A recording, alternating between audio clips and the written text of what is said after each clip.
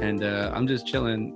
But I was reading the Black Sheep IMDb trivia. Mm-hmm. Okay, so the other day when you told me like what was just your quick little response about Black Sheep, or it's about the movies. Yeah, I was interested in what you thought. I was holding back a little bit because I was like, man, I didn't realize, because I think we're on the same level. Yeah, and I think you already wanted to get there, and I was like, oh man, I don't want to talk about it too much because I think he's on the same reaction I'm gonna get. I think we're on the same page. I think so. We will find out shortly, but I don't know, man. I know I'd seen Tommy Boy all the way through a lot. Like, that was one that I watched whenever I was growing up all the time. And I'd seen Black Sheep on a recommendation from a friend. Like, oh, you love Tommy Boy? Well, watch this. And, like, I watched it, but I guess I didn't, like, really watch it. Or I thought it was funny, like, the first time around. Yeah. But, yeah, man, I was just, I don't know. I was not as... I'm gonna be honest, wasn't as impressed this time. Yeah, I mean, I watched both these in the theater, and I watched I guess let's get started. Let's do some side by side. We've been warming up, and I think it's time to go. We're ready to go. So music's been playing. We've been hanging out. We've been chit chatting. I did want to bring up one thing while we're doing the intro. I did want to bring up the fact that we did not talk about the Billy Madison and Happy Gilmore gross. We didn't talk about the money, how much the money they racked in, and really? the reason I want to talk about that real quick is because I think that's a big deal with these movies, because these movies are what paved the road, like the Happy Gilmore, the Billy Madisons, even like the Tommy Boys, like for the comedies, like make a cheap comedy that's good and it racks in. So I did want to just kind of go over that, because we always kind of hit that, and I was like, dude, we didn't hit it this time. But yeah. But I think it'd be great for us to do it kind of now, because the fact that we could segue into these other two movies. And I think, let's see, because I didn't realize that was a big thing about these movies, that's why they kept going. That's why Adam Sandler was able to keep going.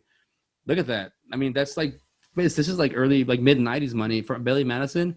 It cost $10 million and it racked in $26.4 million. So that's like, a double and a half and some. And then Happy Gilmore. Now, see, this was the crazy thing. So you said you like Happy Gilmore more than Billy Madison, right? Yeah. And I'm a Billy Madison over Happy Gilmore, very slightly. Only because I got a nostalgia thing. But look at Happy Gilmore, 12 million. And it got budget 12 million, and it was 41.2 million at box office. That's Jesus, dude. That's a lot of hooch. Yeah, and especially like later on with DVD sales and everything like that. Whenever they package them together, man, I know that year that came out, I got it. Like, I got that for Christmas for sure. I was so excited about that, to add both those movies. Oh, hell yeah. Yeah. I think sorry, I'm going to go to distractions. I think we should just get started on where we're at. So we did the Adam Sandler last week, and it led us to, obviously, Chris Farley and David Spade. Now we did the duo. We took them as they were. We did Tommy Boy is Tommy Boy, 1995, PG-13, 1 hour 37 minutes, adventure comedy, released March 31st, 1995. So 2 days after my birthday. One of my birthdays. After his auto parts tycoon father dies, the overweight, underachieving son teams up with a snid accountant to try and save the family's business. You're hitting it early, Butcher. That's gonna be Snide. Oh yeah. Shit, my bad. Snide. It's all good. That's why I'm here. Thank you, sir. Thank you. Hey, but you know what? I never turn it off, so it's like. Let's see. And then Black Sheep, we did 1996, Black Sheep, another Chris Farley and David Spade movie. 1996, PG-13, 127 minutes. Comedy, released the 2nd of February, 1996. A gubernatorial candidate hires a warmy special assistant whose only job is to make sure the candidate's well-meaning but incompetent brother doesn't ruin the election. That is the movie. Gubernatorial So Gubernatorial. like governor, gubernatorial. That's my Did that, best guess. I don't even. I I've thought it never. said gubernational too whenever I first read it. Dude, I never even used that word before. Nope. What? But keep in mind, I'm not a politic guy, and I don't know how to read very well. So we're just gonna go. Okay, I thought Fred Wolf directed this, but he is a writer for this. Fred Wolf is a big part of Happy Madison. He is a big writer for them. I know that for a fact, and I think he has directed some stuff for Happy Madison as well. Let's see. Let's see where he's at. He's got 10 credits. Mhm. He's got House Bunny, Strange Wilderness, Inappropriate Pilot. Let's see, Beyond Comics, Joe Dirt 2, Mad Families, Drunk Parents. So that's direct. That's only director, but he does have a lot of Saturday Night Live, Grown Ups 2. Yeah, he wrote a lot. He wrote Joe Dirt. Joe Dirt. Let's see here. He Dirty wrote Work. Dickie Roberts, that's a David Roberts. Spade. Another David Spade movie. Without a Paddle, which is a great one. Strange Wilderness, dude. Have you seen that movie? Dude, the ending trips me out. Like they just like break character and it just ends. Remember spoilers. Dude, that movie was dude, I that movie, like, to me, I'm like, does your name ever get hard in the morning?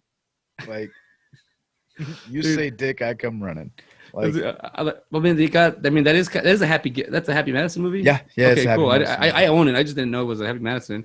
Maybe I never paid attention to the Ian McKellen with the golf swing. I don't know. I think it's Sir Ian McKellen. I don't know who it is on there, on the Happy Madison. The logo? No, that's like it feels like it's some Israeli guy. Okay, I could be wrong, but I have no clue who it is. I don't know who that is either. And even I will say about Happy Madison, just on this final note, like it was. I remember seeing that intro and just being like happy and be like awesome. The same way I was like with New Line Cinema. I was like, oh, I'm getting ready to watch a nice sci-fi horror movie. Mm-hmm. Like, even with Paramount, there's certain movies, Universal. There's certain times you see that logo and you're like, oh, badass. Was it Universal's Jurassic Park, right? Yeah, and then dude, they had a lot of good movies back in the day. Orion Pictures, man. Orion, that was the nice animation, that motion graphics they got, the spinnings around the star, the wheel. That's awesome. I like the way that's simple and to the point. I think they've recently had some movies come out. I could be wrong, or maybe it was just older movies that I hadn't seen before or something like that. I'm not too sure, but I definitely have seen that Orion logo recently. Yeah, I remember watching a lot of sci-fi movies with that. But like watching those movies and then watching Tommy Boy, and it's part of that, like that, I guess, that realm, or that what should we call it, that just that part of that family, that branch. Yeah. I own those movies now, but I'm not in my living room. So I need to watch the clips. I'm just having clips playing in the background. But Tommy Boy, let's do it. Let's dive on in. What you got? So Tommy Boy, man, I was raised on this movie. My sister owned it, and she lived down in South Texas, in the Valley, Harlingen, not Arlington. As I'll say Harlingen, and dude, everybody's like, Arlington? I said South Texas, bro. Like, especially even up here, like they'll be like, Arlington. That's not so. I'm like, yeah, it's because I didn't say it. But anyway, Harlingen with an H. She lives down there, and it's, yeah, man. She had it on VHS, and I would just play it in the background whenever I would go down and see her. Yeah, I love this movie. What's great about seeing this movie so young is, like, you just see like the antics of Chris Farley. You see his movements and just like how animated he is, and you enjoy it. Like, you just see that goofy, guy. Whenever like after the first initial scene, whenever he's a kid, like I didn't know they were taking bong rips and stuff like that. Dude, yeah, like, you can't pick up on. I didn't pick up on any of that. Like, because it doesn't show it, but you have to pick up. Your mind has to create it. Which now, as an adult, I'm pretty sure they had a bong in there, didn't they? I probably did, but having so fast, yeah. Like you don't. I mean, as a kid, you're definitely not picking it up. No, but I didn't, like, you think you just get like, oh, they're partying, but then like you actually start partying, and you're like, oh wait, we know exactly what they're doing. But that was cool. That my mind, it got it, connected it really easy. because I was like, oh yeah, you're used to this. You know, you're used to movies now because you're an adult and you've seen it. But as a Hmm. kid, you're right. I never thought about that. I never thought Like, about.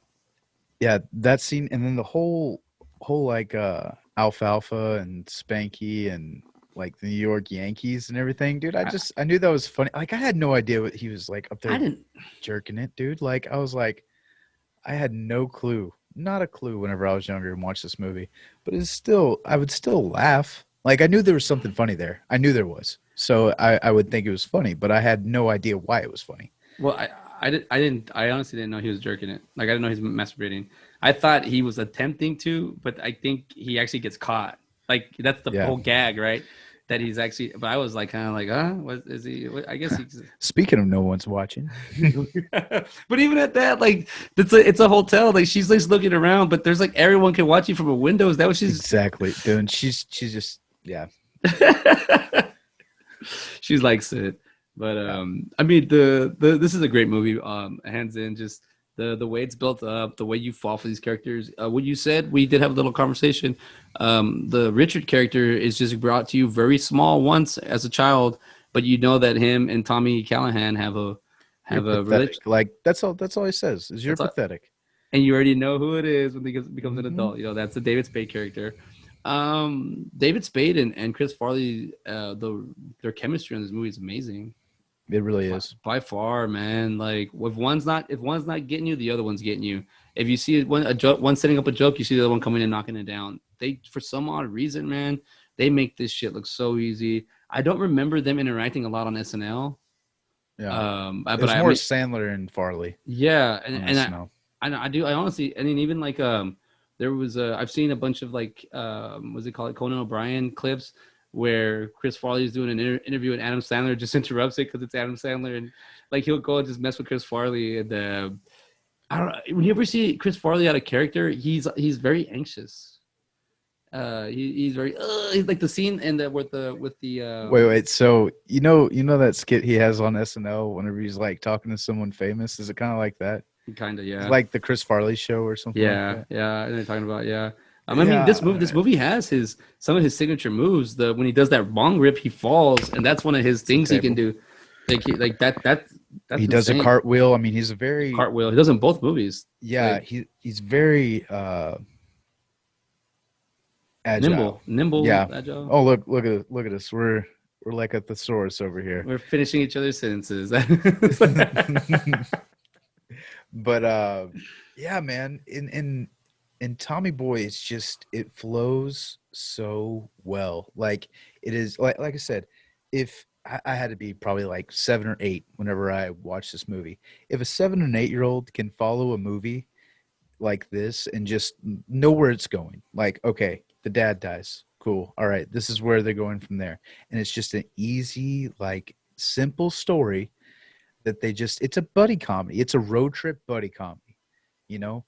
I don't know and like I said, this could be where we can get into kind of like older movies and stuff like that, but you know, this is this is one of those movies that I feel like kind of really put the whole buddy road trip comedy on the map kind of thing. You have Due Date, you know, what like 20 years later, Yeah, dude. Yeah. stuff like that, and you just have those kind of you know, oh, we're getting in a car and we're going to take a road trip. And honestly, sometimes those are the best damn movies. Like, well, you know what? One of the best movies about a road trip is Road trip. Matt.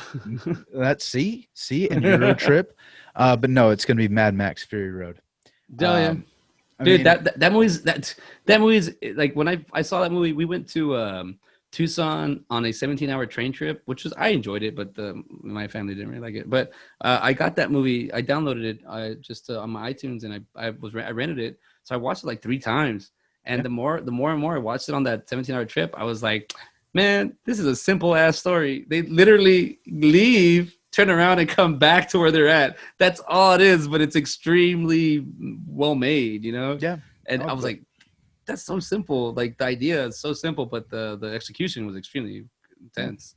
And you have little twists and stuff like that. Oh, okay, we got all the brides. All right, cool.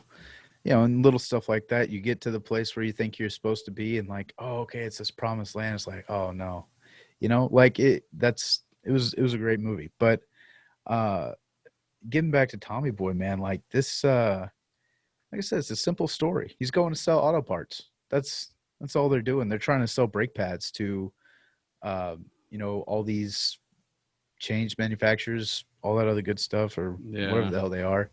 Well, I guess they're the manufacturers, but you see that his dad, and you hear about his dad being this great salesman, and you kind of get that from Tommy too. And that's another thing too with like Brian Dennehy and Chris Farley, dude. They made They perfect do. father and son. Like you see Brian Dennehy, he's just like so excited to see his son and everything, and he knows he's a Well, he doesn't goofy ass. care. He doesn't care that his son's No, yeah. And by the no. way, Brian Dennehy, repeat offender. He Repeat was, offender. Huh. he Get the was hell out of here, Brian Dennehy. okay.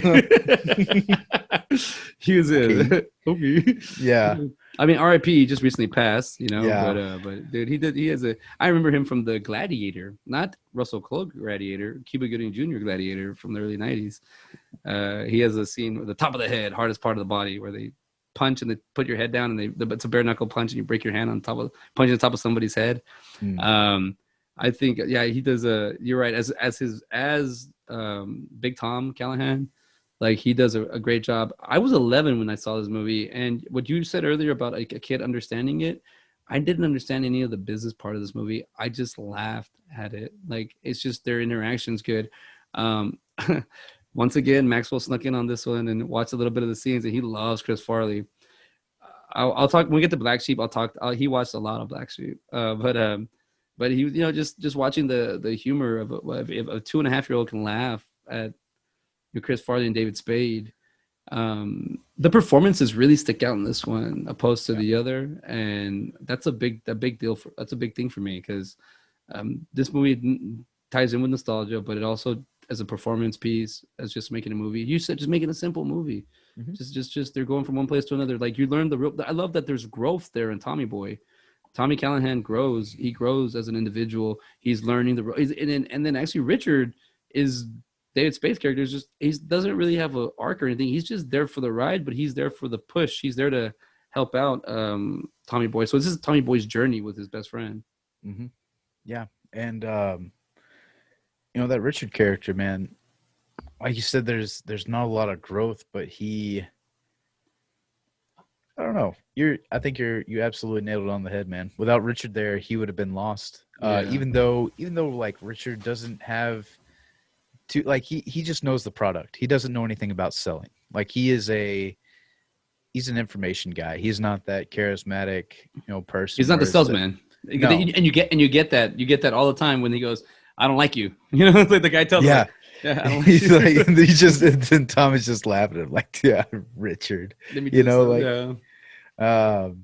Yeah, man. If I ever meet anybody named Richard, that's my go-to. I'm like, have you ever seen Tommy Boy? And I'm like, I'm just dying that they say yes, because if they haven't, then I can't be like Richard. Um, but yeah, man, like they're great. Was it foil characters? I guess possibly. What's a foil character? Oh, the FOIL. Yeah, it's like a character that complements the other character. Yeah, that's right. That's right. And I remember so, that. yeah, and so honestly, in both movies, they're kind of like that. But more so in Tommy Boy. Just because they are. I feel like this is the plot's not all over the place. Like, well, not even the plot, but just maybe the story is all over the place. Tommy Boy? Yeah, as opposed to, well, no. Yeah, the Tommy Boy story is not all over the place. Like they have a destination where they're trying to get to, and they don't necessarily reach it, but they end up finding their way anyway. Whereas in Black Sheep, the destination is getting him elected, but there's like a deadline. There's like there's a hard deadline where it kind of you don't feel it in Tommy Boy. There is a deadline, but you don't feel like you do in Black Sheep because of the moving pieces are they're and you're right. This Black Sheep is kind of like another adventure story in a way. Yeah, it is. I didn't even catch on to that. But it doesn't flow as well. It doesn't have that flow that Tommy Boy has.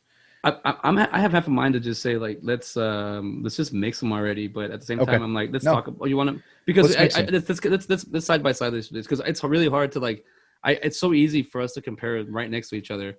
because what I'm finding out now about Black Sheep, I'm more like what you were saying earlier, man. It was an election year. It probably had some influence on it. When you go into the IMDb and you read the trivia on Black Sheep, like there's so many, like it says that Chris Farley didn't want to do he wasn't crazy about the film, but David Spade was the one that kind of pushed him into it.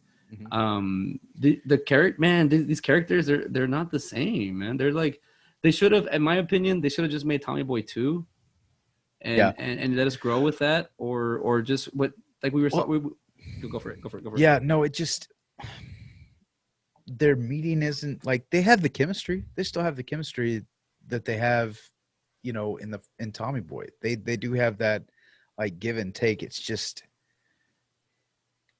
it's not as set up as well. It's not set up as well. Even in Tommy Boy, you have that just little bit of like I said, it's just like, okay, he's known him since he was little. Like there's that connection that makes sense of why they are, they work together. Whereas in Black Sheep, it's like these two people are totally opposite. How are they getting along and not killing each other? And they do have their time, you know, um, times where they're just like they aren't they aren't on the same page. But one thing that I feel about David Spade's characters between these two movies, whereas Tommy Boy, he plays a straight man.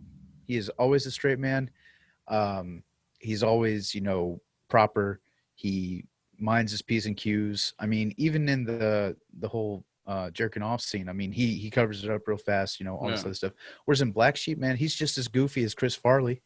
He just, and he does stupid stuff where, within Tommy Boy, he does stupid things, but it's not as, you know, obvious. Like one thing that stood out to me in Black Sheep, whenever he's like, "Oh, the only thing holding this refrigerator is this little cord," and then he unplugs it, and it's hilarious. But like,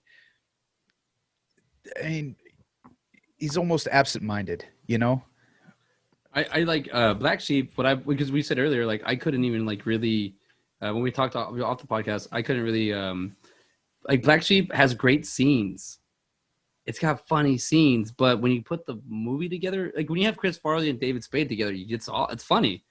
But when you put it in this movie, it's kind of off. Well, you brought up David Spade's performance. What I noticed about Black Sheep, he doesn't have an impact at all. Like he's not there. No. I feel like it's just David Spade collecting a check, which really sucks because this one hit me with a nostalgia, and I always loved it. I remember being in college and we would laugh at this movie. They'd be playing, we'd watch it. But now when I really, as an adult, and I'm breaking it down, I'm like, what the fuck happened to this movie? Like, Yeah. what Oh, really? so both of these are Lauren Michael productions. I don't know if you noticed that at the beginning. I did. I wanted you to explain that to me. What does that? What does that mean?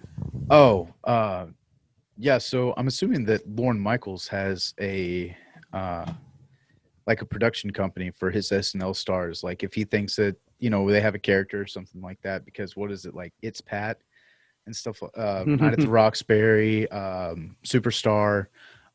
These are all movies that I'm guessing are Lauren Michael productions. Coneheads, characters Wayne's World. Wayne's World, and Wayne's World 2. So these are all movies that I'm assuming that he is like, okay, these are going to be successful. These are going to be, I don't know, they're going to do well. And also, I don't know if was Chris Farley still at SNL whenever he was doing these movies, because I know that Adam Sandler got fired.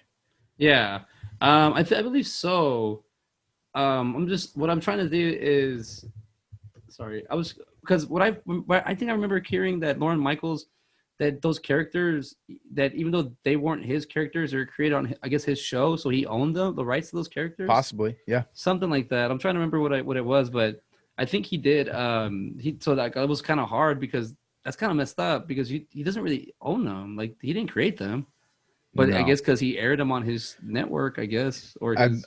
that would be my guess. And he was on Saturday Night Live until 1996.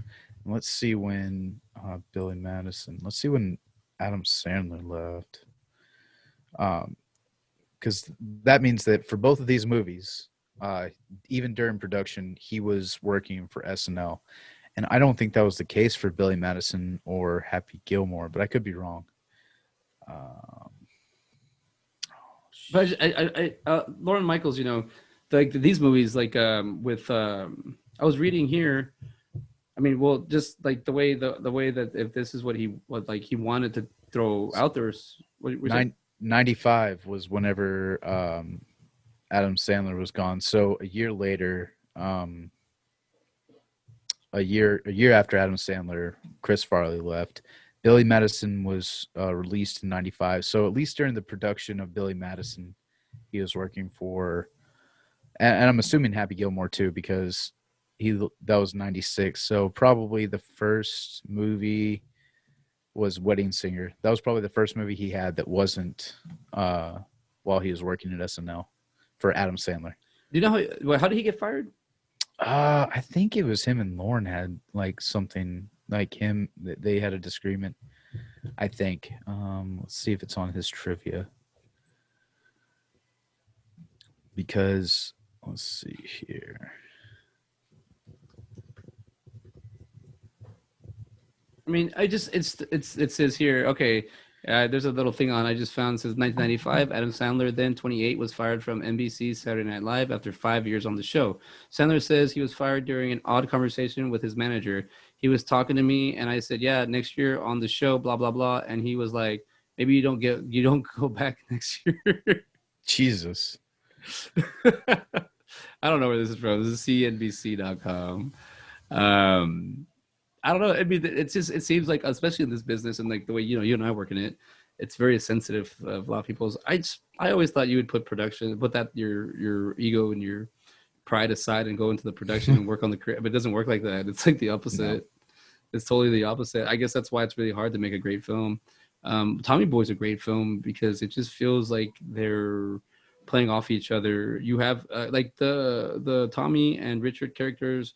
It's like 60% Tommy, and then I mean about 70% Tommy and 30% Richard. Where I wish they would have just in Black Sheep called Mike Donnelly, Chris Farley, and just called Richard Steve. Like the Steve character doesn't click to me. It doesn't like you should just call him Richard again.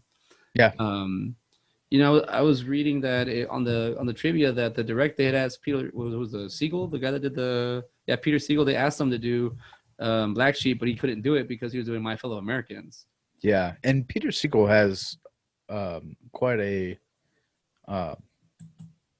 filmography as far as a director goes. I'm fairly certain. I think he's made quite a few. I think he's even made a couple Adam Sandler movies, if I'm not mistaken. I could be wrong. Dude, but he's got a lot of stuff here. Yeah. 50 First Dates. That's what it was. He directed it. Mm-hmm. Anger Management is another one. The Clumps too. Dude, Nutty Professor 2 it's funny, man. It is. So he has Tommy Boy, and then right after that he has My Fellow American. So he says I was also read that Kevin Bacon wanted that he turned down the role for Tim Matheson's character as Al Donnelly. He turned it down, and then he regrets it because he would have been able to work with Chris Farley. He says he regrets that. And Tim Matheson does a good job. Like I feel like he really stood out in this movie too. I enjoyed it. I enjoyed the performances. I really did. It was just the pacing. It was the flow for me on this movie. I kind of take back what I said earlier. It's not even the plot or the direction. It's just it doesn't have a very even flow. It doesn't. This movie does feel forced. Yeah. Apparently, also this has a lot of Animal House references to this movie. Really? Yeah, I think because it was Tim Matheson and his guy was his name Timothy Carhart. He was in they're both in Animal House, and then what did I read on the trivia that Timothy Matheson was happy because he got to work with John Belushi and Chris Farley because he worked with Belushi in Animal House, and then Black Sheep with Chris Farley. So it's like almost makes you don't want to work with Tim Matheson anymore. Well, if you're an addict, or if you got to watch out around because he's going to bring it out on you. Yeah, right. But let's see, Timothy Carhart. I can't remember who he was in Animal House. I think he looks the same, like kind of like he just like a younger version of himself. Let's see here. For Black Sheep, I think the Gary Busey character as Drake. I didn't even realize his name is Savage. Like the word "bitch" is in his name. Like I did. I was reading the subtitles and it said, I was like, oh, that's how he spells it. I thought it was Drake Savage. It's Sabbath. Yeah, Um, Savage. yeah. Yeah, I don't see him. I don't see the Carhartt character in Animal House. Is it But him that's or was or was it Bruce McGill? Sorry, it might be one of these guys. I was reading. oh yes, yes, yes. It was Bruce McGill. He was the Yeah, guy on. sorry. Yeah, that's right. Yeah, It was one of those guys. I didn't. Bushwander. That's my best guess on how to say that. Yeah, here he is. Yeah, I know how. Yep. Yeah, Yeah, he was. Daniel Oh God, I can't remember. It was. Daniel It's like. Simpson Day. Oh yeah, yeah, yeah. I was gonna say like Sarge or something like that, but Yeah. yeah, I told. Yeah, he was. I would always get him and the dad from Son-in-Law mixed up.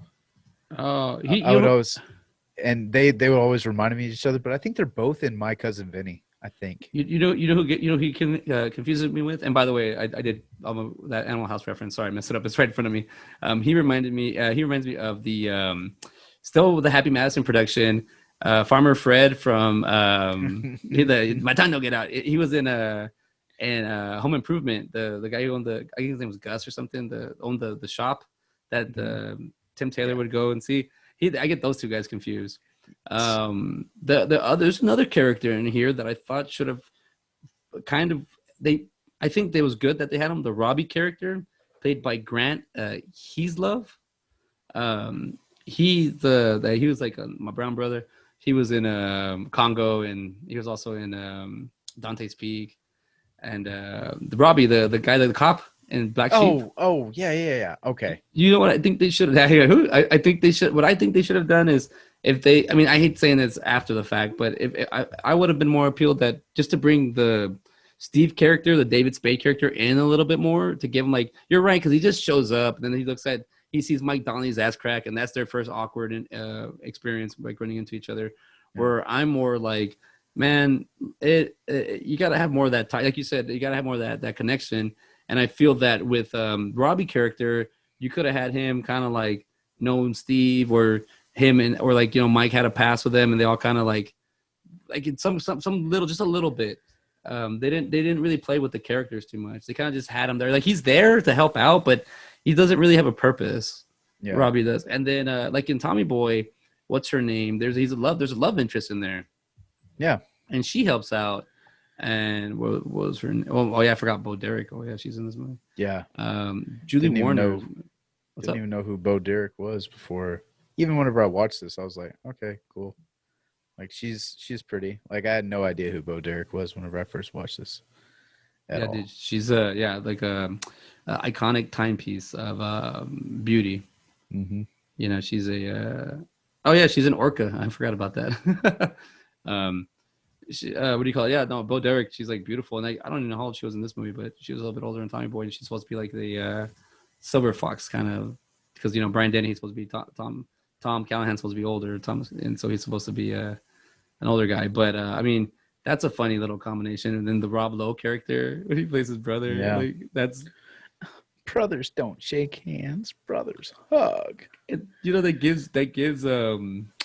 That gives him an extra like he's happy, their family's growing, but they're con artists, so it's kind of She's from Doc Hollywood. That's where I know her from. Doc Hollywood, yes. And I'm pretty sure she's naked in that movie too. Dude, sorry.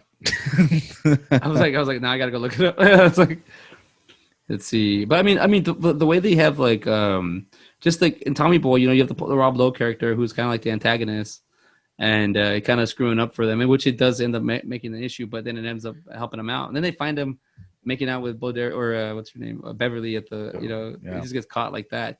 But his character in this movie is kind of funny. Like he's kind of plays like because he plays the character in Wayne's World. He plays like that cocky, good at everything producer guy, record label guy. And in this one, he's the opposite. He's just like he's like a piece of shit. He's like and like he tries to mess, like you said, he tries to mess him up, but it doesn't hardly ever work. It sort of does, but not really.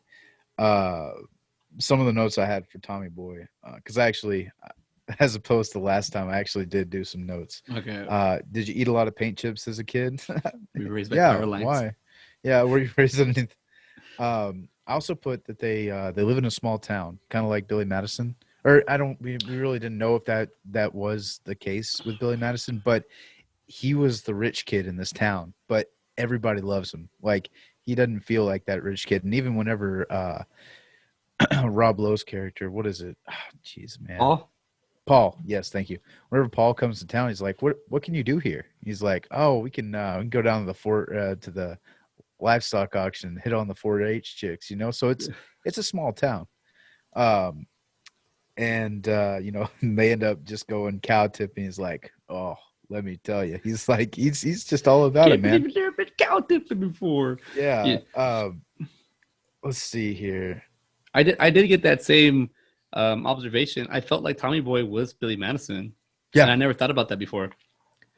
I guess Yep. because we did them so close, I was like, man, this seems very similar. Like this, it's the same kind of premise. You got a rich kid comes back home or stays home. There's a family business issue, and then they have to go figure out how to solve it. Yep. Where Billy Madison's a little more linear. You kind of see you go from grade to grade and past. Where Tommy Boy, you don't know where the cell's going to come in. It's a little bit. I guess it's not out of reality for someone of wealth, but Tommy Boy is a little bit more grounded. Let's say that to reality than Tommy Boy is something like, oh, that could you could see that happening. Um, Another thing that I really liked about this movie was the wedding to funeral scene. That little seamless where they're all just kind of looking over, and then they're at the gravesite. Like I thought that was a really good scene. Like it was, like I said, this movie it's actually kind of sad. It No, really has a lot. it's got a lot of darkness into it if you really look It into really it. does, man. And like later on, whenever they have what was it, the Carpenters playing or something like that, and they're like, "Oh, I don't want to listen to that," and they're changing the radio station. They finally find one they like. It's like, "Oh, you can change it if you want to. I'm good with it if you are." And they're Don't they're you just remember the time that you baby, told me, baby, baby, baby, and they're just crying, dude. But they both lost a father figure, not but yeah. a couple of weeks before. And So I think that's a lot of why Tommy kind of has trouble getting into a groove too. Is he's trying to find his way because man he's lost the only other person in the world. He already lost his mom. Now he lost his dad, and he's thrust into a position to where.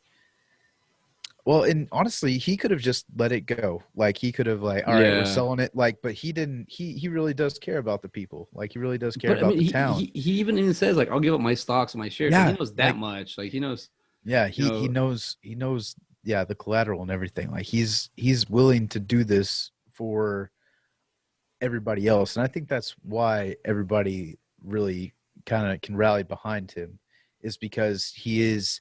Yeah, he's goofy, and yeah, he's not the brightest bulb in the bunch, but you know, he's somebody that you want in your corner if like you're down and out, like he's going to help you if he believes in it. I saw him as he's one of the guys. He's one of the like one of the people. He's Yeah. one of, and that's what it's like. He's blue collar. He's one of them, and that's what I got. Because he even goes, "Hey, Angelo, and I lost my virginity to your daughter." Like it's like he gets so excited. Yeah. Um, oh, another thing that I thought was funny that I didn't catch until this go around. Whenever they're out on the dinghy, don't play with your dinghy. Um, he was the only one wearing a life jacket.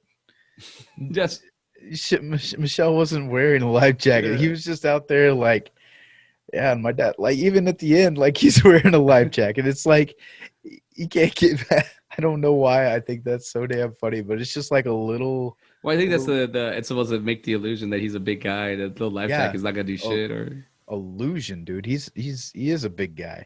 no, Uh, the illusion of the oh, little okay. makes sure show like his size to show the how big Well, he like. yeah, and I think, like I said, I would have had to think this, or I have to think this is a joke too. Like you said, it's just like, all right, we're gonna put a life jacket on. Like you said, I guess that makes sense because it does like, it's all the way up here. It's not like a normal life jacket. It's like it's bunched up and everything. Like it's like, oh, it's almost like a life jacket he had whenever he was a kid. Because didn't Yeah, you say that boat his dad got on that boat as a kid or something like yeah. that? It's like it's just said the So original one.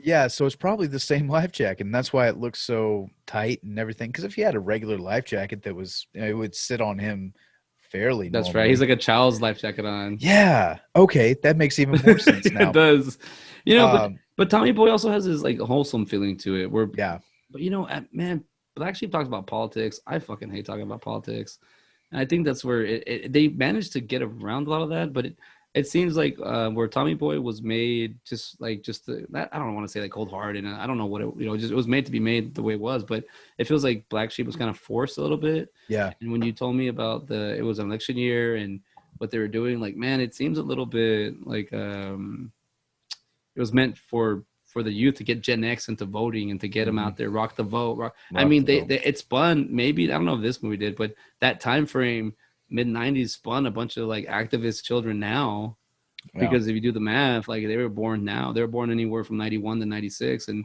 their parents, were probably mid 20s, 30s, and you know what I mean? Like it's like yep. so this could have been like I mean this movie is a little bit ahead of its time in the sense of that, but it's like all the politics just repeats. What's up? What are you gonna say? Oh, for Tommy Boy, whenever he meets Michelle again and goes to her office and everything, he's like, "You remember your brother Dwayne?"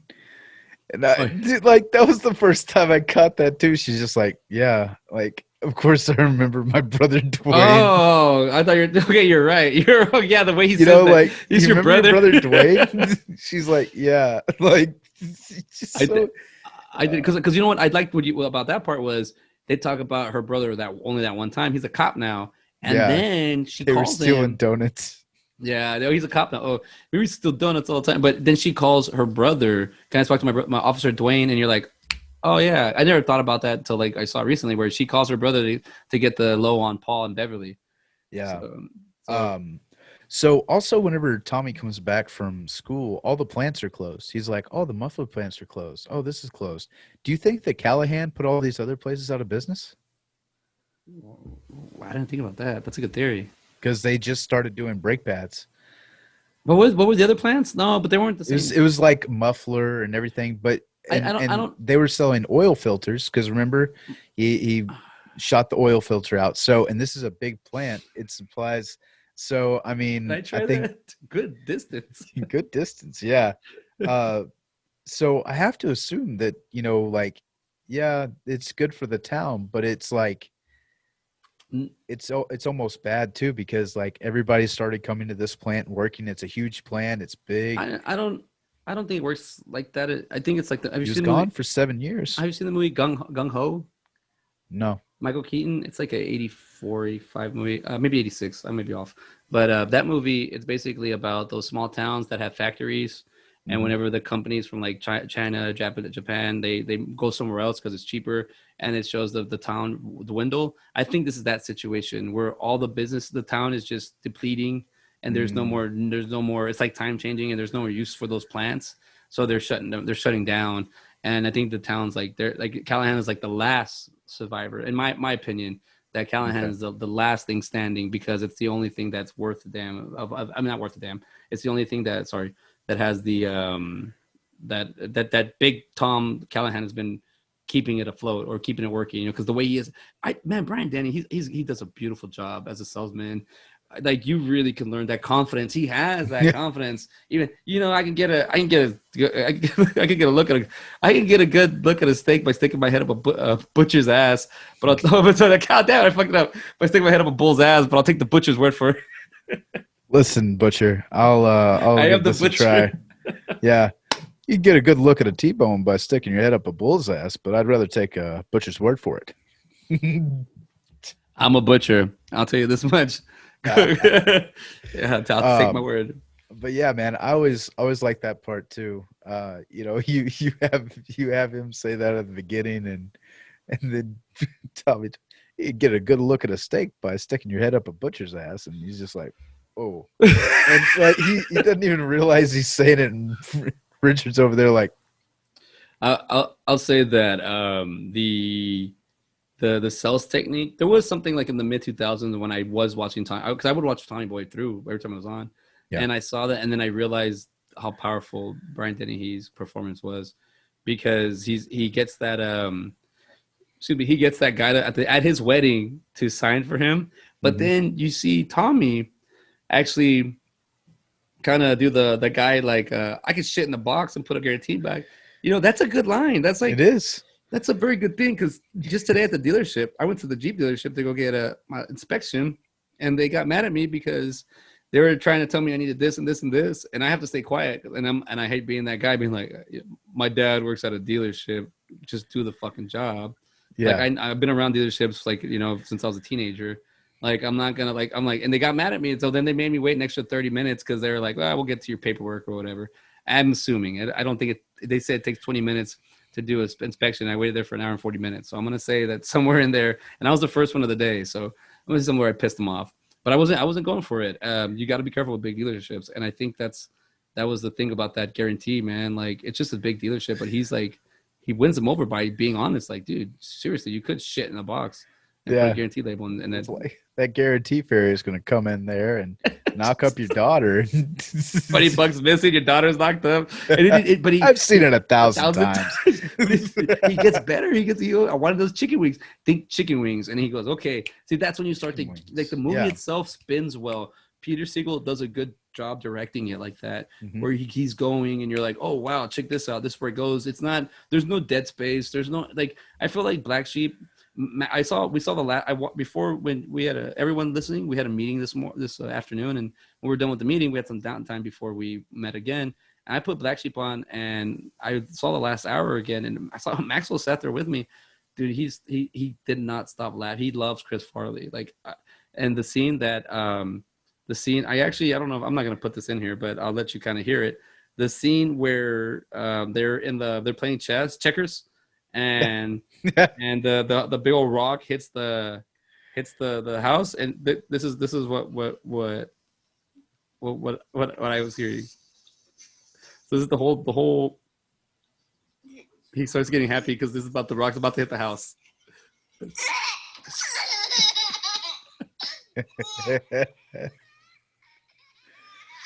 It's long. It's like a long video, but you hear him laughing, dude. And he goes, again, do it again. So do it again. I don't know why I just shared that, but it was just funny to me to see No. him like watching that part, and he's just like he's into it and he loves it. So we watched it, and I don't know if there was cuss words. I didn't pay attention. I think this is kind of easy going through the whole movie for a 2-year-old, but he was able to like stick with it. And I was like, you know what? The story itself, as you watch it, might be worth it, but the action, the comedy that Chris Farley brings you, I'm sorry, David Spade is just kind of in this movie. Yeah. He's it's like Chris Farley has to kind of carry the whole thing. And the thing about Tommy Boy was great was there was a lot of balance there. I was Yeah. also reading that something that David Spade hurt his eyes on the filming of Black Sheep, where he couldn't be around bright lights or something. That there's something hurt him. He was getting migraines, so that I can see that messing with your performance if you're not 100%. But even at that, like I just feel like Black Sheep could have been. It feels also one of the this is why one of the trivia about the actual script, it says here, let's see, I think I trivia was is reading that earlier.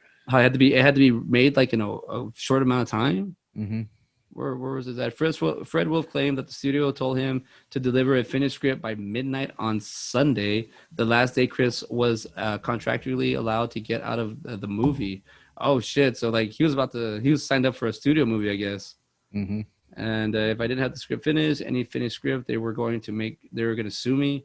Wolf wrote 45 pages in a few days and dropped the script off at Paramount 15 minutes before the deadline. So he was basically just writing out of his ass and just said, "This is Black Sheep." Yep. And they did. I don't. It's almost like they didn't even read it. They're like, all right, cool.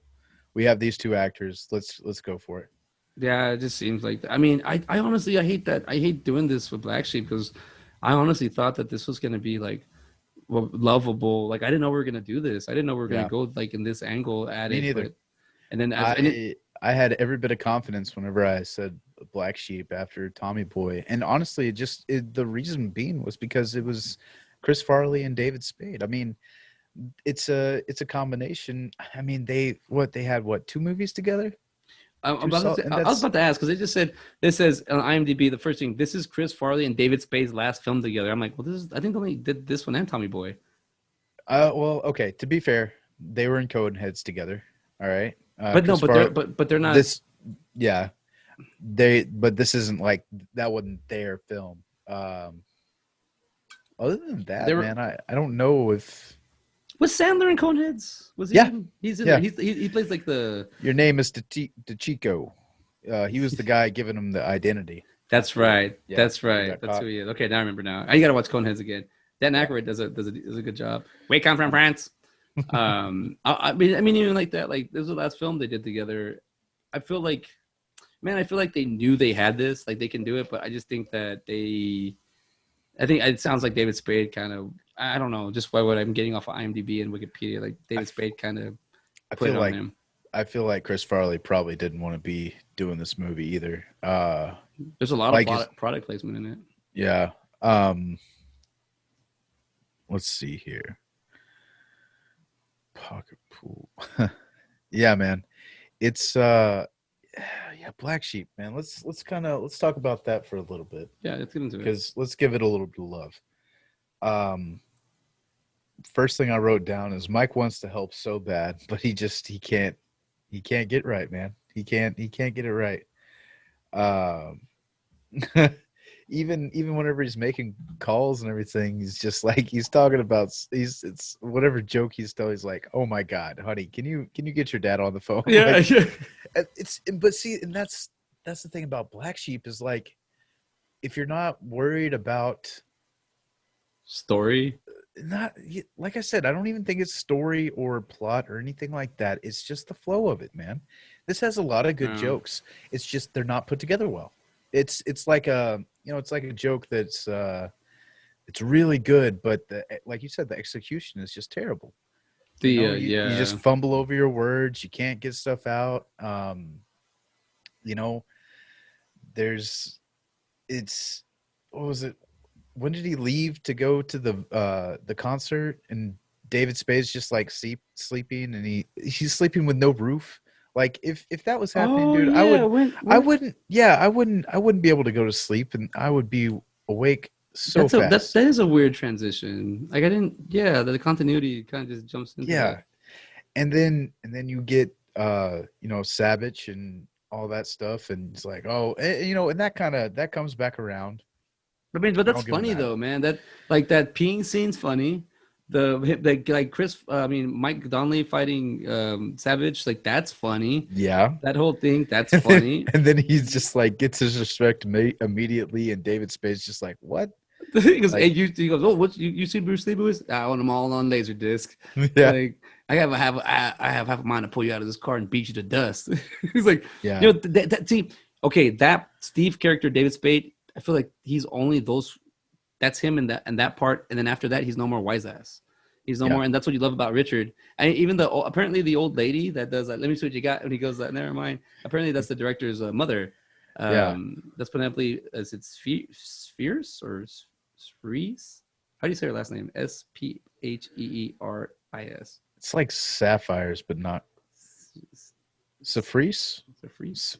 Spheres? I don't know. Spheres. We'll say. I like Spheres.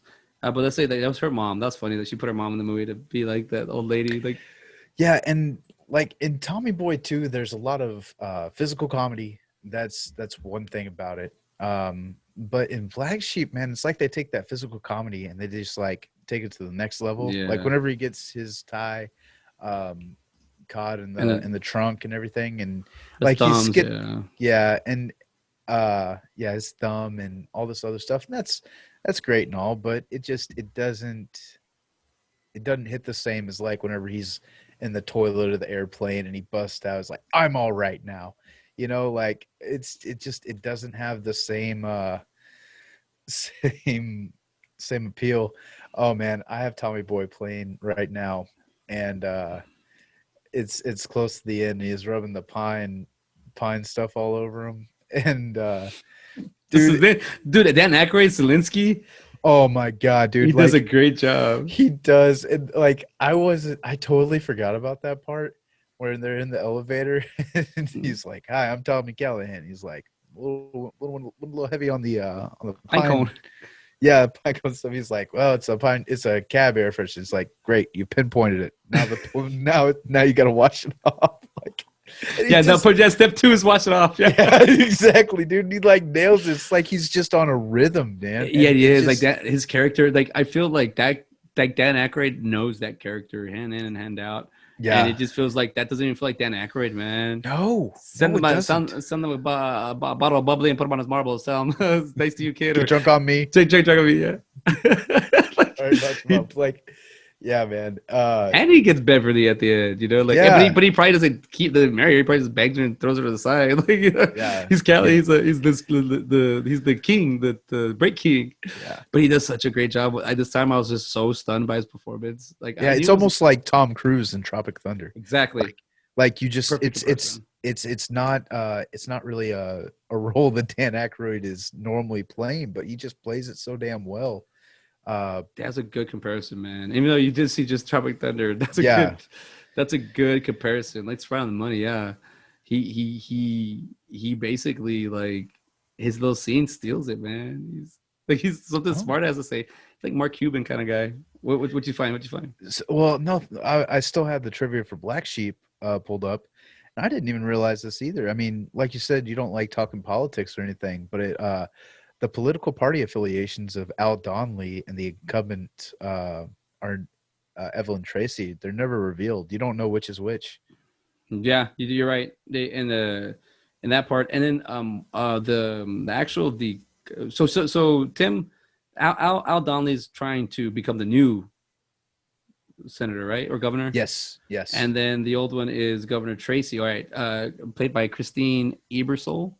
Mhm. And she, dude, I didn't even realize how her character is very important in this movie, where she shows like every time they like there's the beginning of scene 4 and 5 is her and her family, and they're doing like they're making fun of politics, like we're this kind of family. It's like, where the fuck are we in the polls, or what's going on, you know, like she's really like vicious. And I like that scene where the photos, like I never understood that scene when I was younger. Then as I saw it again, I was like, oh, that's so. What's your name? I need to know who to make the checkout to. My good friends call me Cash. Like Yeah. that guy, like he does a good, like he's like, I have pictures of your boys setting the rec center on fire, or I have pictures of Mike Donnelly, which is, you know, the lowest bidder. I'm happy you're trailing in the polls. Like, you know, like it's like such a like messed up like conversation I have, and it's so blackmail, but he gets it down. Yeah. He does it. He doesn't reveal too much. He gives, he shows them, hey, this is what I'm here for, and then boom. And as that was made in 96, so that was, oh man, what, 20 years ago? Well over 20 years ago. We're looking at like almost 25 years. Yeah, since 96.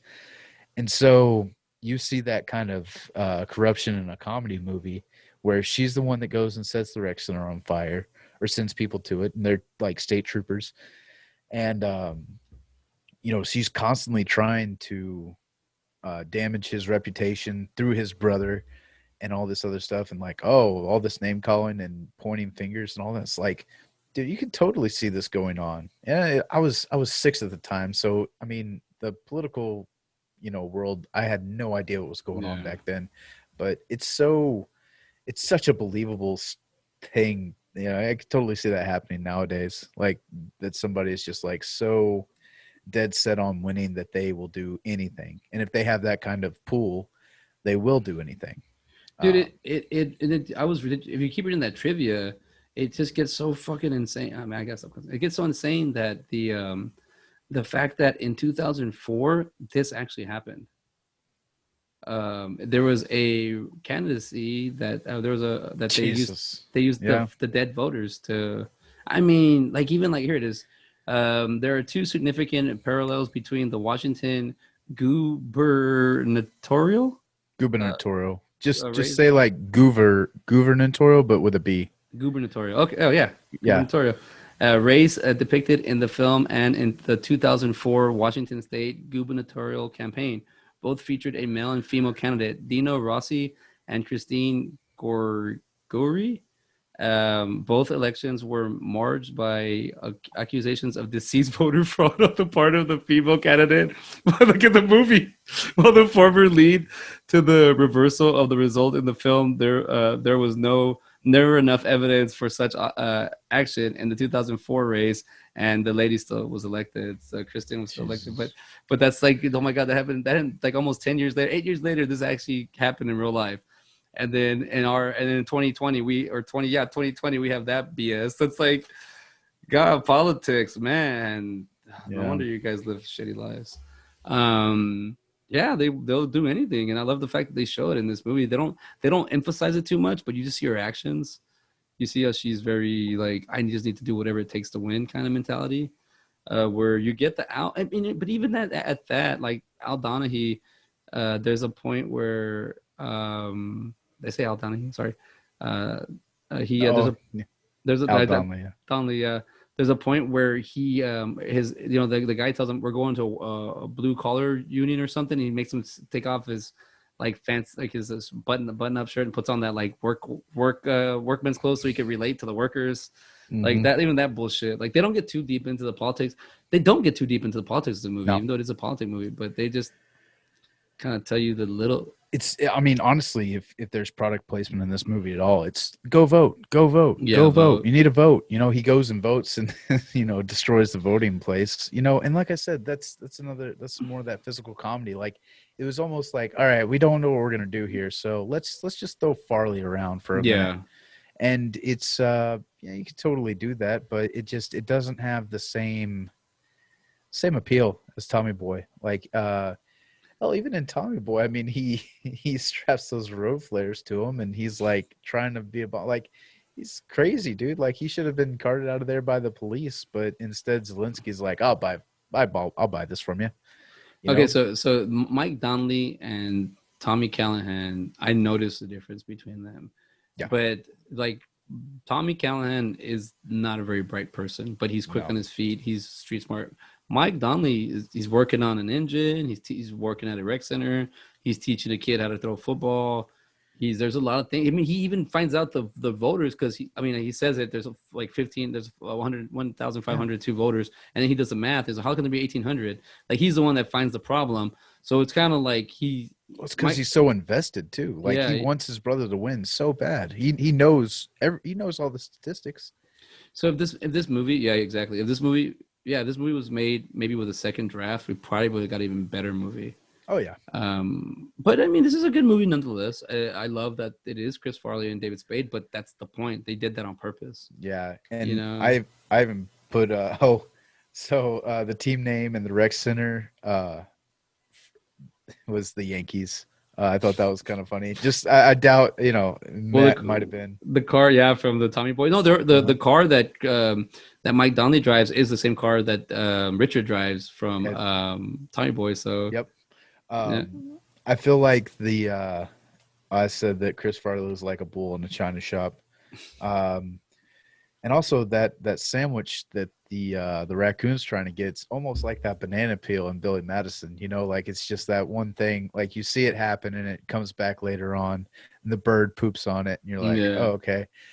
Also, man, I feel like some of that budget was spent on like really low budget CGI. Yes. Thank you for bringing that up. I wanted to bring that up, but I thought it was me. I didn't realize that. It was that bird pooping, and then I think it was whenever they were driving or something. It looked like there was some other time where there was like CGI. The steam, where he goes, I will rip you. Where he tells that guy, like he's like, I will rip your head off and put it on a spike and a nightmare that you will never. You go that part, and then the steam comes out. That's CGI, and I caught another one, and I don't know if you caught it. But I caught it with my CGI eye. And by the way, I'm blind, so it's kind of funny. I caught it. Your CGI? My CGI. The part where I got top bunk. The part where that's CGI. Yes, yeah. I caught on at this time. Yeah. That's what I did. I did catch that. Yeah. I never caught it before until I saw it now. That was pretty funny to see. I called top bunk. And see, but that's the only time he really picks on him. He picks on him all the time. Richard picked. Like I wish he would have just called Redwood. Would have just called him Richard, It would have Yes. just it could have been another character named Richard. It could have been something, but the fact that it would have helped us out because Steve, the name Steve, come on, it's just. And by the way, Hell, if I anything, they should have called him Dobbs or something. You know, like yeah. called him by his last name. So I did. Man, I hated this. I had a moment to speak to David Spade at the steakhouse, but we were told that we couldn't do that, and I was like, I just want to take a picture with him. It'd be kind of cool because I had watched Tommy Boy, Black Sheep, PCU. So Monday, Tommy Boy. I saw Tuesday, Black Sheep. Wednesday, saw PCU because I bought it and I got it in. And then Thursday, I went to work and David Spade was there. And I was Really? like, I just want to go up to him and be like, dude, I saw you 3 movies and here you are. And he was kind of like, Wait, this past Thursday? no, 2 years ago or like a year, Okay. 2 years ago, Okay. yeah, All right. 2 years ago. So I was like, damn. I was like, damn, he was there, but they had told us that. And then when Channing Tatum came in, everybody took photos with him, and I was like, wow, why can I take a picture with David Spade? Everybody, like, it was okay. Like people were breaking the rules, you know. Yeah. To be fair, though, I mean, yeah, they might not have known who David Spade was, and you probably, I mean, not David Spade. I don't want you to think that I am dogging you at all, but You're right though, because that happened with Henry Winkler. yeah. Henry Winkler came in when the night when he was doing the Wizard World, and the night before on the Saturday night he came in to come eat, and the hostess said, "Sorry, we're booked for the night." And he goes, "Oh, okay." And he turns around, and then the GM was right there, and he goes, "What the hell? Why is he leaving?" And he goes up to him, he's like, "No, Mr. Winkler, we'll have a table for you. We're like, you will eat here." So they're like, "Do you know who that guy is?" He's like, "That grandpa." No, he's not a grandpa. I mean, he might be, but we're like, no, it's Henry Winkler. That's the Fonz. But then it's like it's a big I mean, Yeah. it's a big difference from my age. Well, I mean, Yeah, it's like you said. I mean, those kids that were born whenever these movies were coming out would be working, at restaurants, stuff like that. Yeah. At 20s, stuff like. Yeah. It's just it's interesting. I mean, I know you have Joe Dirt and all that, but he doesn't look like David Spade and Joe Dirt. He doesn't have that look. And even now, I mean, he looks different than he did, 25 years ago, but I just like unless he had like a mustache on, you wouldn't be like, oh yeah, that's Joe Dirt. Like he has you're this, right. It's a performance. He does a good. Joe Dirt it's a character he created. Yeah. Even Dickie Roberts. It doesn't. I don't feel like it gets a lot of. No, that movie's great. And so is the other one with Nick Swartzen. Oh, where he's a porn guy. Yeah. porn star, yeah. Damn. I need to freak that. I don't like not knowing. It's called Little Dicky. Born to be a Star. Was it a little Dicky or something like that? No, it's not Little Dicky. It's like Bucky something. Yes. Bucky Larson. Bucky Larson. Yes. How did I remember that? I haven't even seen that movie, but I know exactly what. No, I know. Dude, exactly it's the same as like. I mean, people, please back me up on this one, but I think it's the same. Grandma's Boy. It has the same kind of feel to that one. But Dickie Larson. It was probably written by Fred Wolf then. Wolf. I need to know my Fred Wolf more. He's doing a good job. Yeah, and he was in something, dude. Like he looks familiar. Because I pulled up a picture of him whenever I clicked on his name, and he's an actor in something. I'm sure it was one of the. Let's see here. What are you seeing? Oh, I saw a picture of somebody, but I'm not gonna say his name because you're gonna make me do the impression. Little Nicky. Is it Al Pacino? No, it's the other one. Oh, Christopher Walken. Huh? Yep, he's in Joe Dirt 2 apparently. I gotta watch Joe Dirt 2. Let's see here. Okay, it wasn't that. It wasn't him. He's got 8 credits as an actor. Oh, it's Joe Dirt, Freddie the producer. That's what it is. Yeah, that's what I remember him from. He's even in Little Nicky, and I just saw Little Nicky the other day. Like I only saw half of it, but God, that's funny, man. Dude, yeah. Little Nicky's way ahead of his time, man. Like, Popeye's chicken is the shit. Yeah, Popeye's got all the his the way he does the movies. Yeah, we're not talking about that movie, but get in the flask. What'd you say? Give me 10 piece. Hurry up. Give me 10 piece. Yes. That was so funny. What? All right, give me a 10 piece. Hurry up. Like he's even like, I mean, I don't want to break up that movie too much, but even he's that's adapting. chewing. Up and down. Now throw it down your throat. There you go. Yeah, and that's what Robert Smigel. That's the guy who does Triumph. Yeah, we know about Schmiegel. I don't want to call him Schmiegel. That sounds like he's in Lord of the Rings. Oh, maybe that's why they gave him that name. But he's also a writer, right? Yeah, I believe so. What do I feel like he was in year one, but I don't think he was. Robert Sch- Smigel. Anyway, sorry. Um, yeah, man. Black Sheep. What else do I have written about here? Thank you, Little Roots. Stay strong. Whenever he's falling down Oh the hill. yeah, That was I had a friend who she recommended this movie and she said that was her favorite part. Like stay strong, Little Roots. And I think I reminded her of Chris Farley too.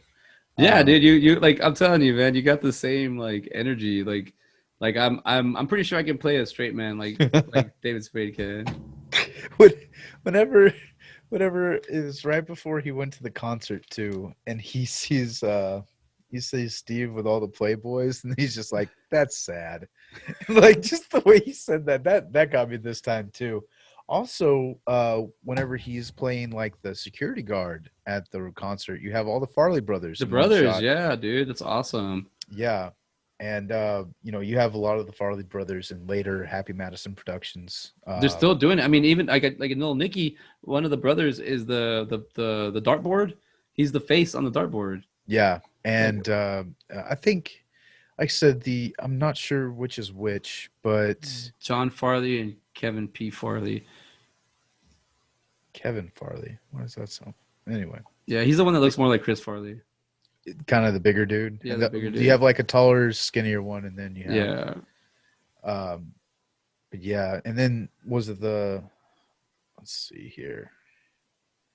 See full cast because I need to see a picture of which is He which. in 2008 they did I guess a parody of it's called An American Carol, but it's like making fun of Michael Moore. They Yeah, played Michael Malone. Like he's like, I would like to get into their stuff, man, because these guys are they're still acting, you know. he was. They were in Benchwarmers. He was like the guy in the underwear. That's He was right. always Yeah. yeah. Little Nicky, Human Dartboard. You don't mess with the Zohan. He was the security guard. And And yeah, his I brother mean, and his brother, the other brother was he was the like the CEO guy or like a yes man, and he's the one that says how does hummus? What is hummus? It's like a pasty, vomity, tasty substance. He's the one that says that. They gave him screen time, man. I think that's got to be an homage to Chris Farley, though. it has to be, dude. I think that has to be like that's the closest you're gonna get. Even though these guys have split seconds in these movies, which I don't know if they should even have. I don't know. They could be good actors. But what I'm trying to say is they have like these split seconds in these movies because of their brother, and their brother had that much impact on these other guys. Yeah, You know, I mean, Kevin Nealon is in Little Nicky, and I forget he has a like extensive role. He's the guy with the boob head. yeah, yeah. You know, like he You was in come with me. yeah, Was Kevin Nealon and Joe Dirt? probably. Let's find Yeah. out. I know that he was in we did a Happy Gilmore. Remember trying to Yeah. figure out if he gets his ass kicked by Happy. Yeah, and he was in Grandma's Boy. He was a big part in Yeah, that. he was the like the guru owner, the entrepreneur. Let's see. Let's see what his credits are. Happy Dude, Gilmore, Wedding Singer. Okay. John Farley is in he's in Joe Dirt. Yeah. That's cool. I gotta we'll see what the Farley brothers what they're always gonna do like they do get some lines, but I wonder if they actually do more acting. Let's see here. Bucky Larson. So Kevin Nealon was in Bucky Larson. Just go with it. So he's been in quite a few of these Happy Madison productions. Was Get Smart a Happy Madison production too? Because It keeps popping up. I don't know. yeah. You don't mess with the Zohan. Kevin. It is Get Smartest. No, I don't know. I haven't. It keeps popping up with him though. Yeah, you're right. Yeah, with the Farley brothers and with Kevin Nealon. Yeah, I got a guy. He was been banging chickens, and they got him he screwed a beagle and caught him screwing some horses up in. And me off, Jack. Yeah. See, that's a funny line, man. That's like a cool, like a little, you use that in high school when you hear that in sixth grade. You use it in high school. So, Yeah. No, and he isn't in a whole lot of. Yeah, he was in Little Nicky, but not. Next, it looks like the next Happy Madison production he was in was Just Go With It in 2011. After, well, I guess you don't mess with the Zohan, so Yeah, Yeah. Okay. but I mean, they keep it together with the family here with the SNL. You Yeah. know, my I didn't start a timer. Did you do a timer? Oh no, no, no, no. All right, But I cool. know Which I know we started at like 9? 9.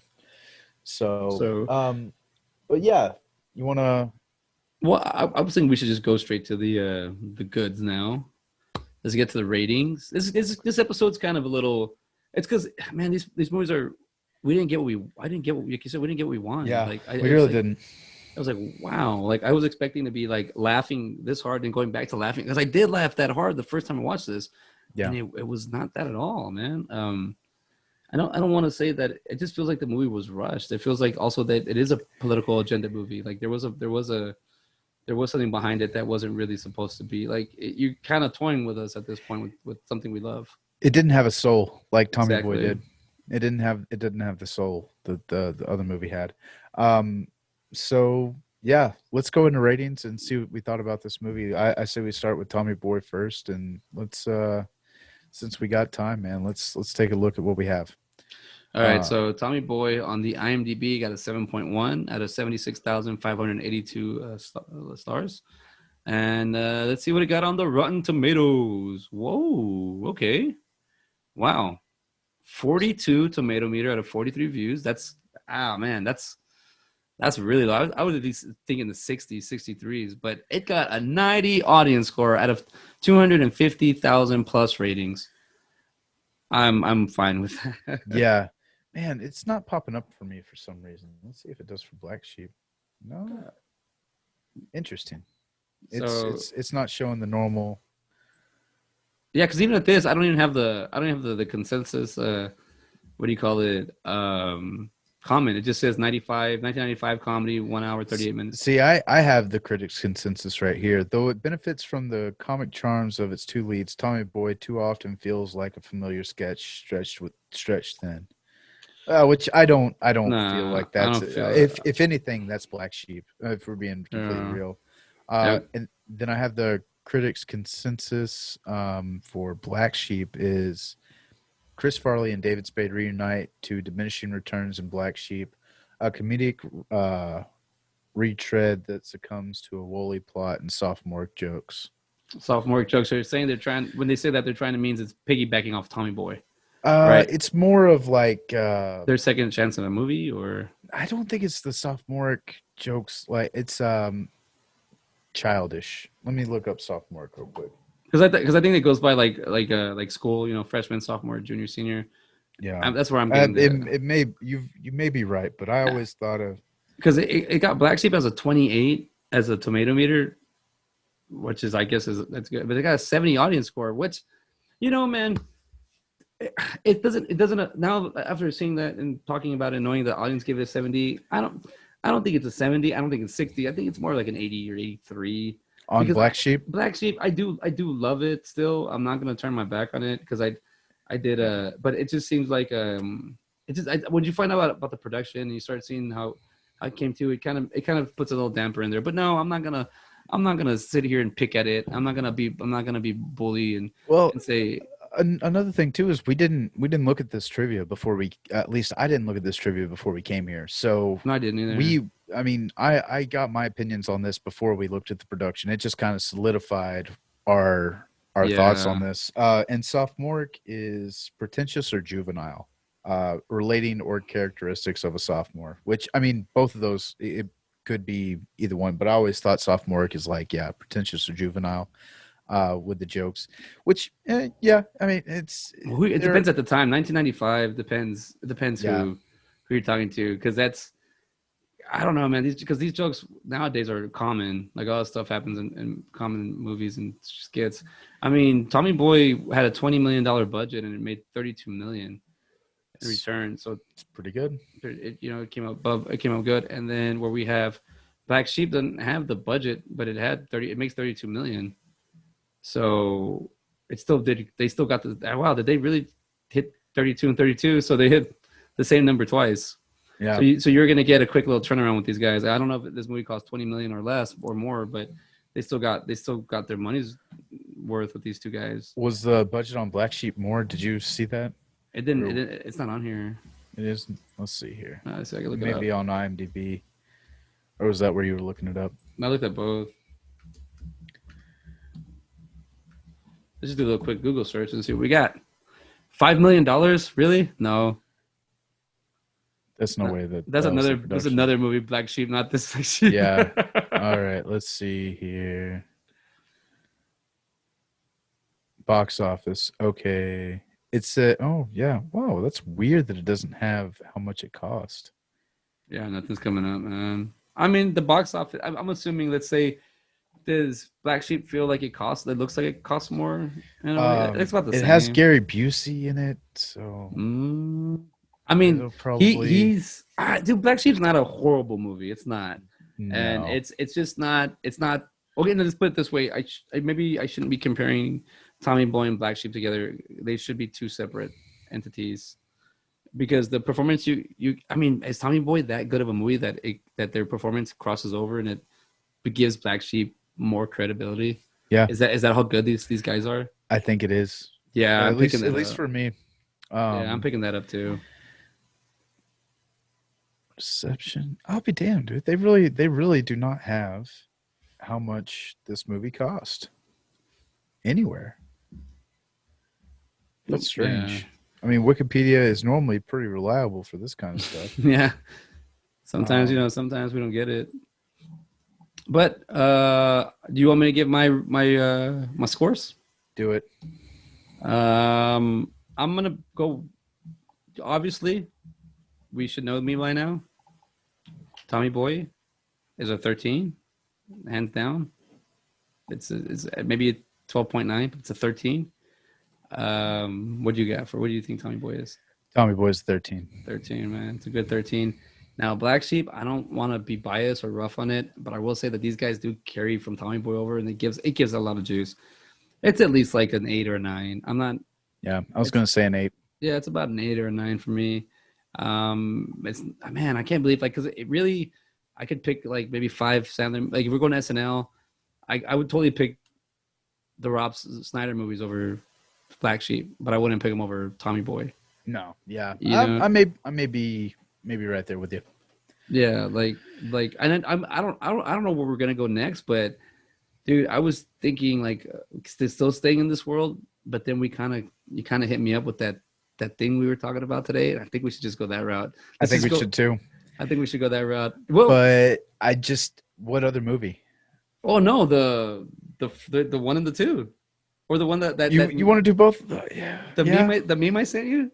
I mean, I think just for that purpose. Wait, I think we're talking about, first off, let's just clarify. What are you talking about? I don't want to cut in too much time, but I don't know where we're at on time. But I'll say we're talking about Goofy movie. Okay, yeah. All right, cool. I thought so too. I was just making sure. Yeah. Isn't there a Goofy movie too, or what does that meme say? It's an extremely goofy movie. Oh yes. Okay, I get what you're saying. For some reason. Oh yeah. Yeah, that's what I'm saying. Like, it can't get any goofier than this, and then it's just like, wow. Yeah. Yeah, dude. So a Goofy movie, another road trip movie. I mean, I'm down to do that one. I mean, I was gonna suggest The Animal and Hot Chick, so we could do Rob Schneider, but we kind of been going down this road, which I don't mind staying on. But I mean, we could get back to the We Saw. Go back in the Goofy movie. Yeah. Well, I mean, I would compare a Goofy movie with Extreme Goofy movie, but if you don't want to go that route, I don't know what else to. No. I mean, you're not wrong there. It's and also it's like 5 years apart, so it would give you a little bit of a gap. Let's do it. I don't think I remember extremely. Me neither, movie. dude. Like, I don't know if I have seen that all the way through. Honestly, I don't think I have.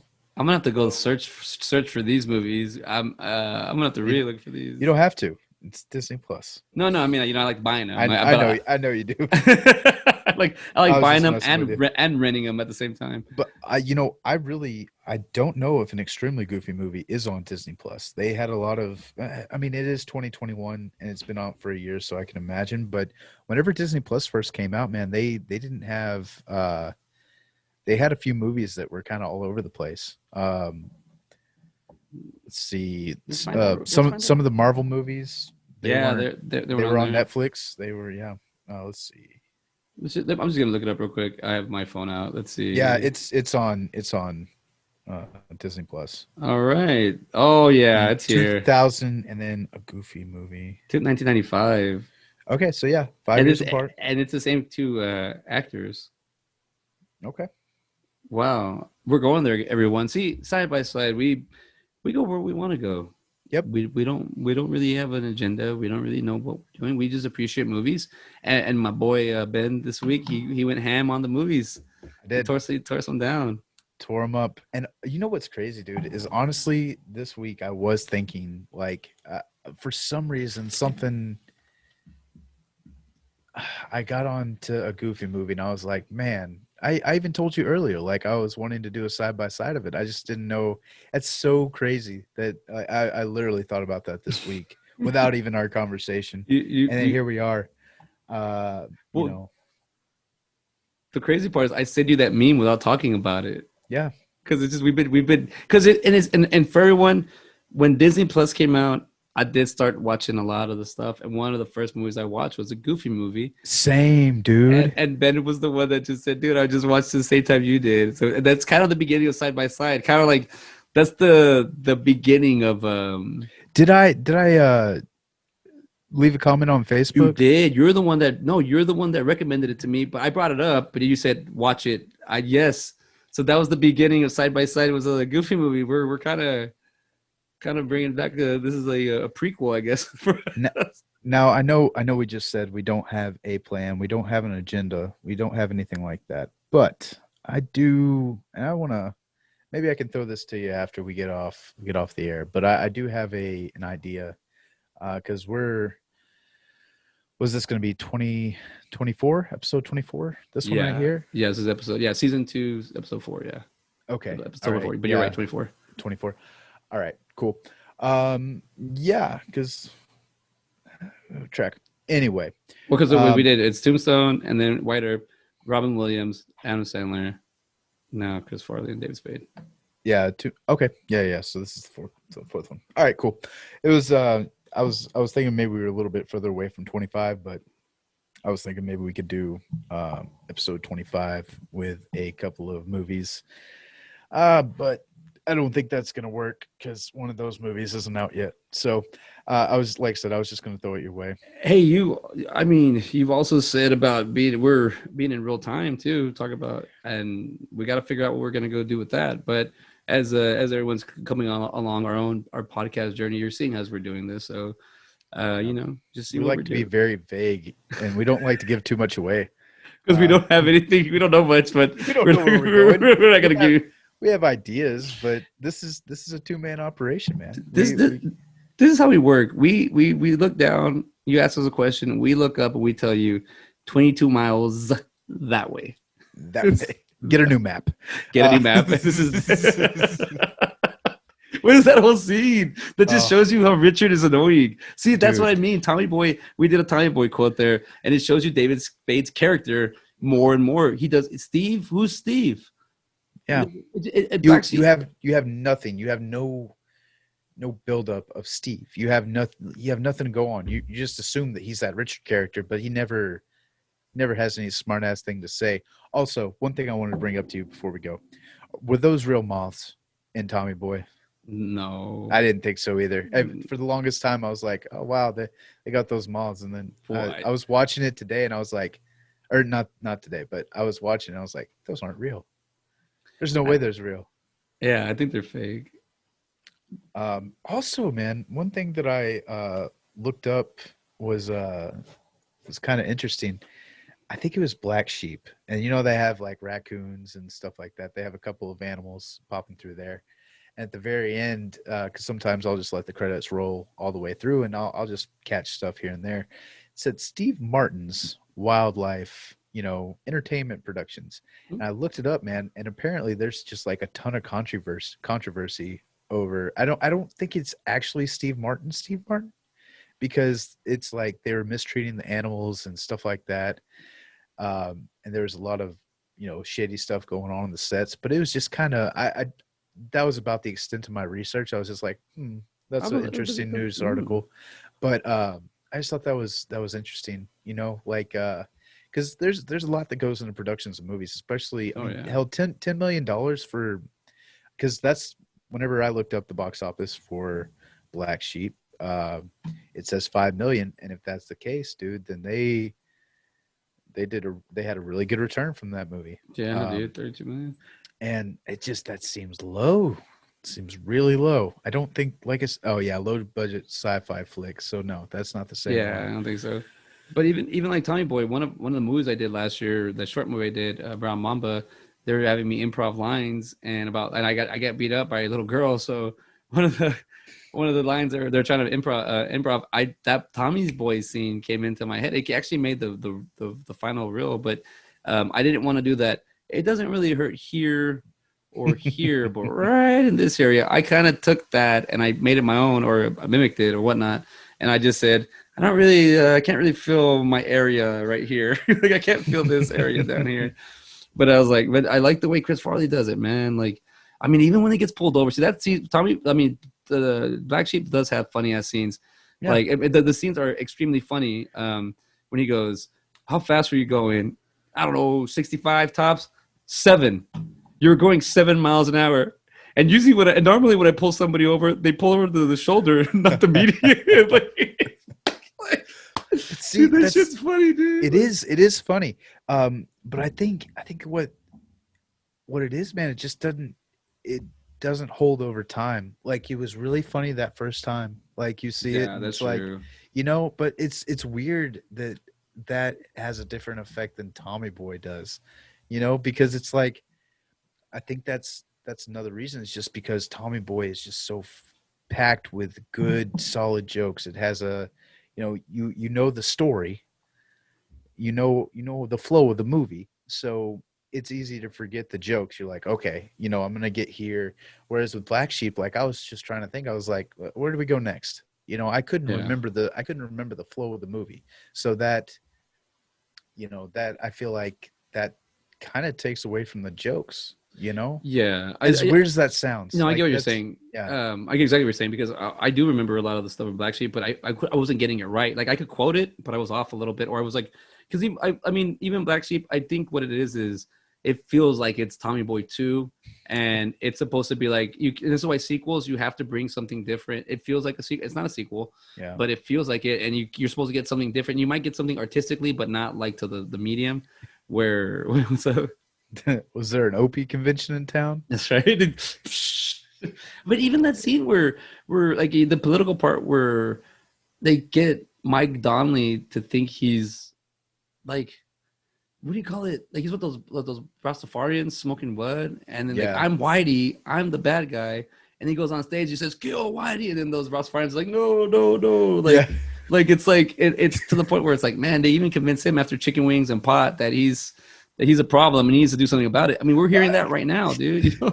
Well, I do love that. He's like, so you're saying all this, and he's like, oh, that's messed up, That man. That sucks. sucks. It's like, I'm gonna go talk to somebody about this, and I feel like Like, that's always been the response. Like, I'm I, gonna go talk to somebody about it, and I'm then gonna write a nothing gets letter. done. I'm gonna write Yeah, a letter. exactly. Which, yeah, it's yeah, that whole scene was That hilarious. it is But funny. even they were just like, oh no, you don't say that, man. It's like we were just yeah. It's a pot talk, and here you are trying to make it manifested because they're like whatever, man. Like they are who they are. There's some kind of like band, and I mean it's just it is kind of funny when he that scene. I just don't that scene. It's funny the scene. Those guys are just deadpan face like. And that's funny. That makes a scene, but it shouldn't be an awkward scene. But I guess because they're No. smoking weed and they're doing shit. So Well, and another thing too is I think every audience member in there was white too. white, So because that's it's what he said. And we turned around. kill Whitey, and then dude, it's just Well, that was an interesting moment, and it was really funny. It was even funny this time around. Like I said, it has scenes that definitely hold up, but as a movie as a whole, it unfortunately does not. And I really wish because to be fair, man, I feel like we have picked a lot of really solid movies, movies that we have given 10s, 13s, and their struggles, and we don't want to give them anything less than a 10. Yeah. But it wasn't difficult to give Black Sheep less than a 10. As unfortunate as that was, I was expecting to just be like rolling for both of these movies. And Tommy Boy, oh yeah, it's like bees. There's bees everywhere. I'm allergic to The bees. Yeah, cops. I'll be too. We'll come check on you later. Yeah, Like, dude, exactly. like it. You're right. I feel like I should have had more laughs from this, but I mean, if it is really like rock the vote kind of thing, and that's their emphasis. Like, I can see why it feels forced. I Yeah. can see why I don't like it. Man, it's pretty bad. That's like it really it messes with like your love for cinema in a way. Like, people can manipulate you in It that sense. also makes you just a little sad too, because this is one of Chris Farley's movies, and you're not getting any more Chris Farley movies. It's It's true. it's and so this is one that is solidified in time. And you all right, we really didn't even go into whether we would recommend these movies or not. Yeah. I would still recommend Black Sheep. I Yeah. would even I wouldn't, because okay, to somebody who's never seen it, um if maybe even somebody who's never seen Tommy Boy either, I would recommend Black Sheep. I would almost go in reverse order, be like, go watch Black Sheep, see what you think, and then you have to watch Tommy Boy. Because then, yeah, you let them down for, or you give them soft, and then you give them the Chris Farley. Yeah, Dude, you know who's also in this movie? The Shermanator. I forget he's in yeah, Black Sheep.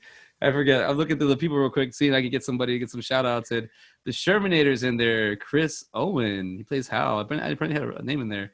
yeah. I thought it Um, was Opie.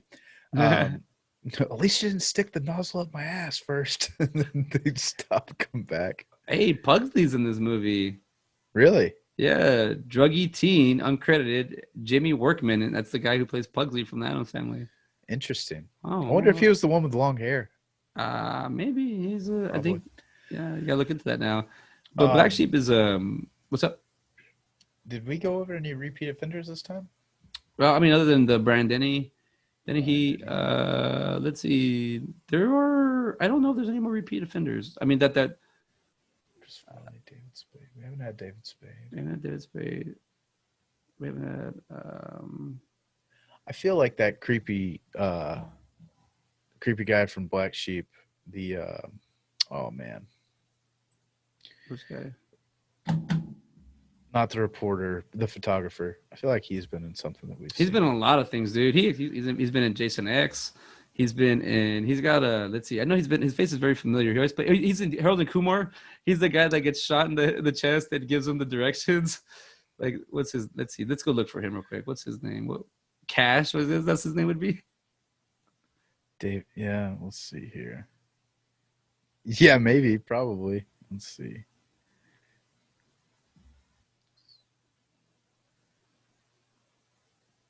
Oh, dude, we did have a repeat offender. I totally forgot. Austin Poole from Tommy Boy. Who's Austin Poole? He was in Billy Madison. I He see. was one of the kids. He was, whenever Paul's getting off the bus, and he hits that kid with Yeah, the, yeah, it's him. Yeah, he's blowing his mouth on him. Yes, that's. yeah, I did notice that. yeah. Also, there is a. Well, that guy's name is Boyd Banks, the guy that was in the movie. Is that him? Yeah, Okay. Black Sheep. Well, Clyde. he's also a Dawn of the Dead. Remember, he's one of those guys. Oh, That's yeah, why. Yeah. that's okay. But he has like a mustache and everything in that. So he's in that one. Yeah, that kid, the repeat offender. The who else was I was gonna say we had maybe no. I don't think we have any more repeat offenders. We got some new ones in here to go in the future, but Yeah. We haven't had any of the Farley brothers in any of the movies before. no, I don't think they're in No, Billy Madison or Happy Gilmore. I don't think so either. Hmm, I mean, that was back then. I'm pretty sure as big as Chris Farley was, he still had to probably pull strings to get his brothers in these small cameos. yeah.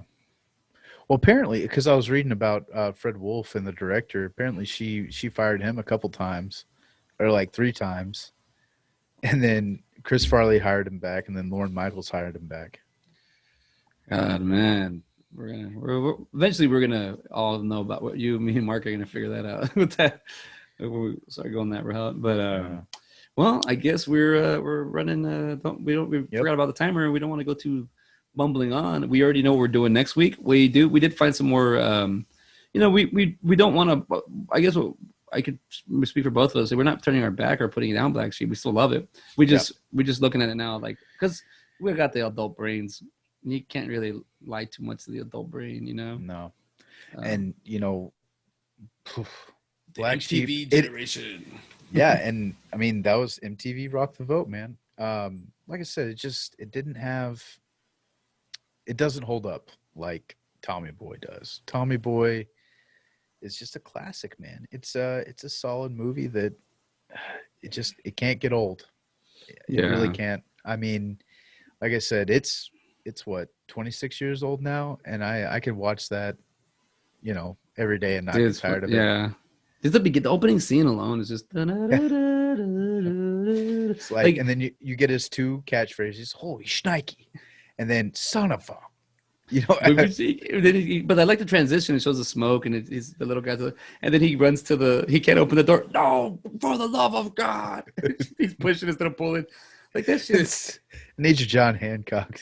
Herbie Hancock. Herbie God. Yeah, a lot of people go to college for 7 years.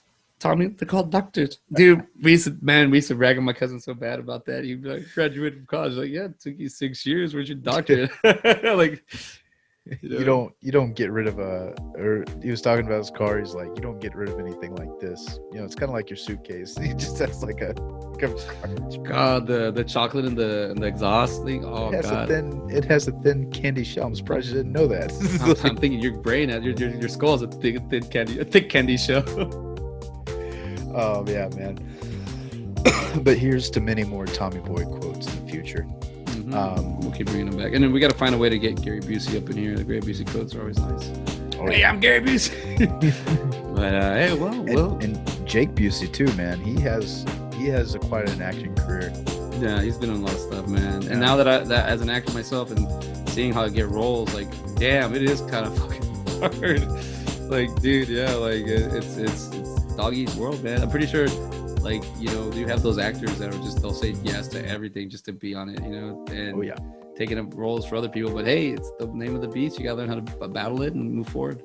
But hey, we're at the end, right? We did Tommy Boy and Black Sheep, and we're moving on to a Goofy movie and an extreme Goofy movie. We might be super goofy when we get back next week. We might be a little goofed out, but it's okay because here at Side by Side, it don't matter.